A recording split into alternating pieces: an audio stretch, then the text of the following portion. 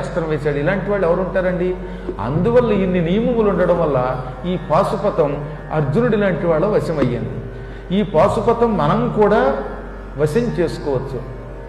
ఒక 40 రోజుల పాటు ప్రతిరోజు ఉదయం ఇంచుమించుగా 7:30 నుంచి 9 గంటల మధ్యకాలాన్ని పశుపతి కాలం అని పిలుస్తారు ధర్మశాస్త్ర ప్రకారంగా.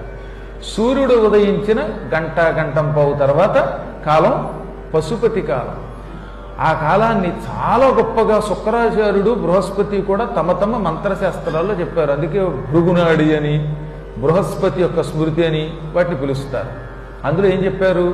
40 రోజులు విడిచిపెట్టకుండా ప్రతిదినము సూర్యుడు ఉదయించిన ఒక గంటంపావు తర్వాత, అందుకే ఇప్పుడు కాలమానం ప్రకారం చెప్పాలంటే ఇంచుమించుగా 7:30 to 9 అనమాట. ఆ మధ్యకాలంలో శివలింగముని ఇంట్లో పెట్టుకుని ఆ శివలింగాన్ని ముందు నీళ్లతో అభిషేకించి, తర్వాత విభూతితో అభిషేకించి, ఆ తర్వాత శివలింగాన్ని తుడిచి మల్లె పువ్వులతో పూజించి ఓం నమశివాయ అనే పంచాక్షరి మంత్రం విడిచిపెట్టకుండా ఇంచుమించుగా 9 దాకా జపం చేసి ఆ శివుణ్ణి పూజించిన విభూతి నుదుట ధరించాలి.